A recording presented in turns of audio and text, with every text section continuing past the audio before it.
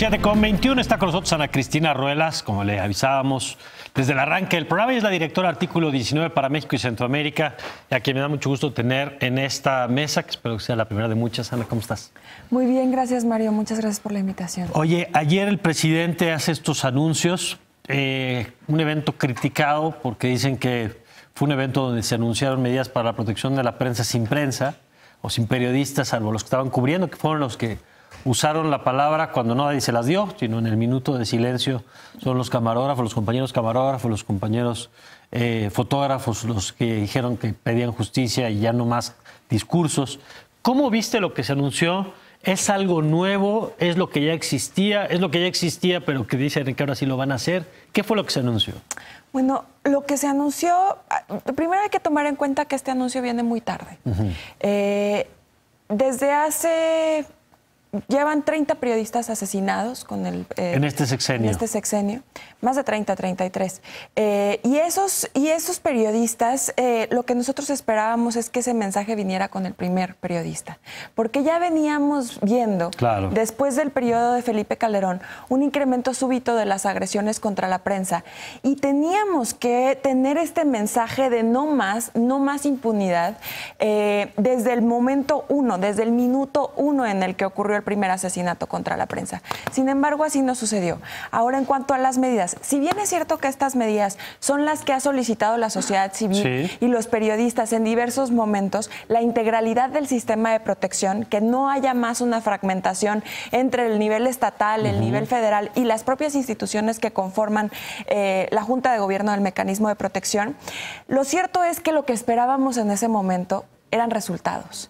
Y lo que necesitamos era el reconocimiento del propio Estado de que es el Estado el mayor agresor contra la prensa. A ver.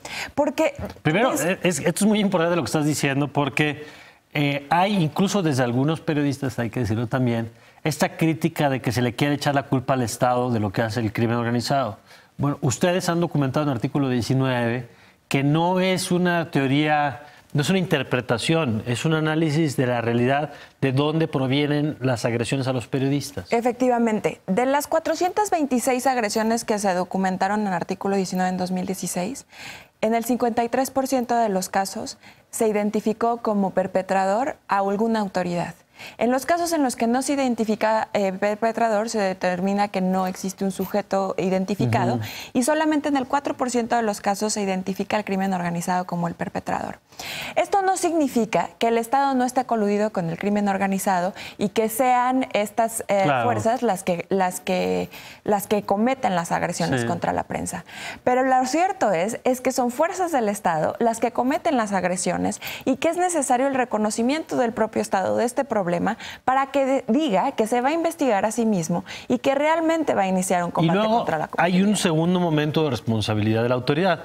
El primero es el que tú apuntas. Dices, bueno, cuando ellos mismos son los que amenazan, intimidan, que además sabemos hay múltiples formas, no solamente es la violencia física, sino puede ser el control de la publicidad oficial, sobre todo en los estados, donde muchos medios viven de la publicidad oficial y es una herramienta de control de lo que se dice y no se dice.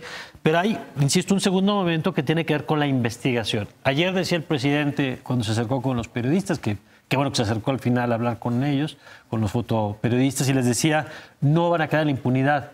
Pero la evidencia dice otra cosa, Ana. Efectivamente, un 99.75% de impunidad dice que no existe una verdadera intención del Estado para combatir las agresiones contra la prensa. Y esto también se convierte en una violencia. Claro. La impunidad violenta una y otra vez, no solamente a la prensa, sino a la sociedad. Porque el costo es cero. Exactamente. Y esa impunidad es la que permitió que ocurrieran 5 asesinatos en plena luz del día. El decir, yo puedo hacerlo porque sí.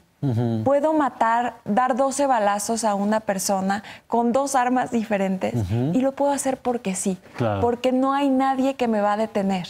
Y ese es el problema. Ayer decía Peña Nieto, exigimos justicia. ¿A quién le exige él justicia?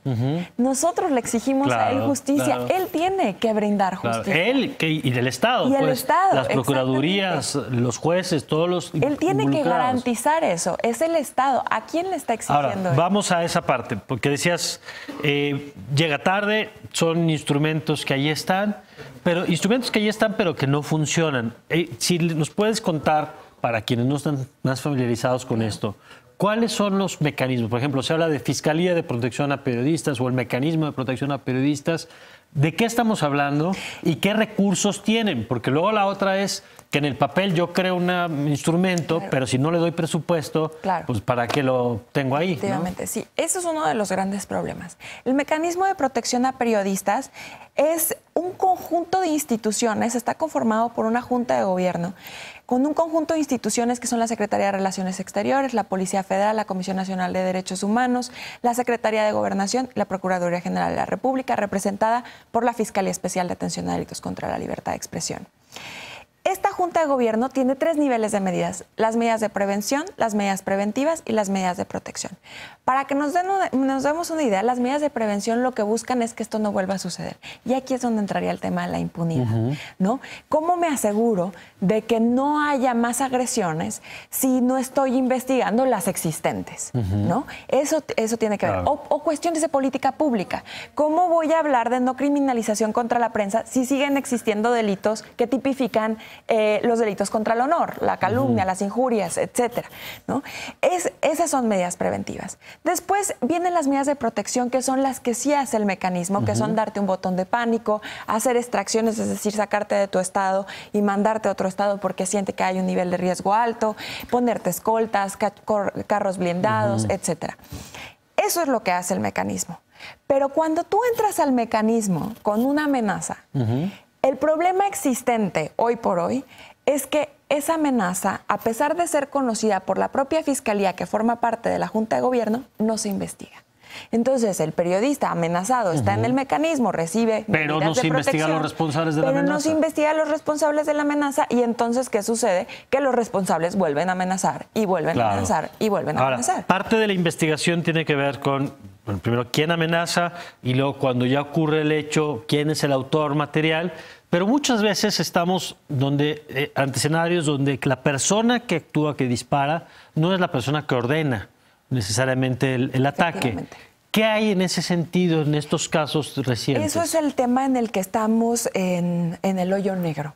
Porque si bien hay 3 sentencias de 800 investigaciones. De 803. Exacto, exacto. Dentro de la Fiscalía Especial de Atención a Delitos contra la Libertad de Expresión, estas 3 apuntan contra aquellos que, por decirlo así, tiraron del gatillo y no a quienes ordenaron que se tirara el gatillo. Y eso tiene que ver con la forma en la que se está investigando, porque la Procuraduría ve un árbol y no ve el bosque completo. No es capaz de identificar el contexto, la problemática alrededor de la muerte de periodistas. No puedes investigar un asesinato en Veracruz si no entiendes los otros 17 asesinatos que ocurrieron durante el gobierno de Javier Duarte. Como un patrón. Exacto. Y esto es una de las cuestiones que le hemos pedido a la Procuraduría. Entender el crimen desde la óptica de la macrocriminalidad, entendiendo el contexto y tratando de especializar a cada uno de los integrantes de los ministerios públicos dentro de la Fiscalía en temáticas para que entiendan y para que puedan ver e integrar las averiguaciones previas de una manera más integral. Y ayer me lo explicaba alguien con mucha claridad cuando me decía, a ver, ¿por qué este asunto de que si el periodista requiere una fiscalía especial? Bueno, y la explicación que me daban me pareció muy clara, porque cuando matan a un arquitecto, que como vida, por supuesto, igual de valiosa, no lo matan por ser arquitecto. O cuando matan a una persona que tiene una carnicería, no lo matan por tener una carnicería. Cuando matan a un periodista, sí lo matan por periodista, por la función que está haciendo. Exactamente. Y eso lleva a esto que planteas, las agresiones a periodistas como una parte de una estrategia de operación o de autoridades o del crimen o de la colusión entre estos grupos, ¿no? Efectivamente, por eso es que es tan importante y por eso a lo mejor decimos constantemente, se tiene que investigar la línea periodística. Y eso tiene que ver con identificar qué decía el periodista, a quién le estaba hablando, qué estaba investigando, porque de esa manera puedes identificar cuáles son los intereses que estaba tocando. No hay que olvidar que el trabajo del periodista es informarle a la sociedad, ser vocero de una situación particular en un estado o en una entidad. Aquí el periodista da voz a veces a los sin voz. Eso pasó en el caso de Miroslava Breach, que estaba dando voz al pueblo tarahumara, y de esa manera ella estaba informando sobre la situación que estaba sucediendo en torno a los recursos naturales. Y entonces, por eso que se vuelve tan importante que se estudie a qué intereses, qué diversos intereses podría tocar la información que buscaba Miroslava, la que recibía, con quién se contactaba para hacer las entrevistas y a quién difundía. Es toda una especialidad, por eso es que requiere eso, pero también es especial porque hay un factor social en la muerte de un periodista. Hay un doble asesinato. Cuando se mata, como mencionas, un arquitecto, se mata al arquitecto. Aquí se está matando dos veces la verdad. Se está matando la verdad de la muerte del periodista, pero por otro lado se está matando la verdad de lo que estaba buscando. Y eso es algo muy grave. Por ejemplo, con la muerte de Javier Valdés, a lo que nos enfrentamos hoy por hoy es a disminuir el nivel de información que tenemos sobre cómo funciona el narco en Sinaloa.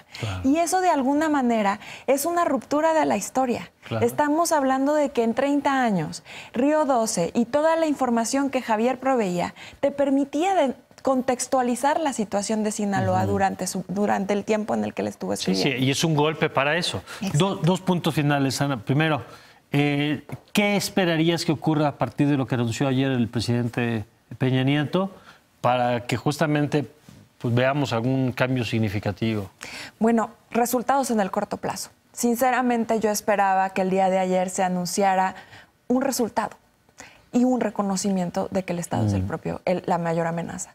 Me preocupa mucho que no se reconozca esto, porque entonces las investigaciones se van a dirigir hacia otro lado y otra vez vamos a entrar en el círculo vicioso de no resultados. Y es importante decir que necesitamos resultados ya. Un mensaje claro a los perpetradores de las agresiones contra la prensa que diga: si matas a un periodista, hay una consecuencia en México. No es camino libre. Entonces, eso es lo que espero. Espero eso en menos de 2 meses. Se requieren ya resultados y se requiere verdad y rendición de cuentas. Y por último, ¿qué esperarías de los propios medios de comunicación? Corresponsabilidad. Seguir informando sobre la situación a la que se enfrenta la prensa. También existe una gran corresponsabilidad de las casas de medios al enviar a los periodistas a las zonas de riesgo sin seguros de vida, sin seguros de gastos médicos, en niveles de precariedad laboral tremendas. Se necesitan seguridad, medidas de protección, medidas de prevención para los propios periodistas para que puedan ejercer su trabajo en un contexto muy peligroso. Hay que reconocer dentro de las casas de medios que México es el país más peligroso para ejercer el periodismo en Latinoamérica y el tercer país más peligroso en el mundo. Vale. Gracias, Ana. Muchas gracias a ti. Gracias. Ahí está el análisis, la información, la perspectiva también desde Artículo 19.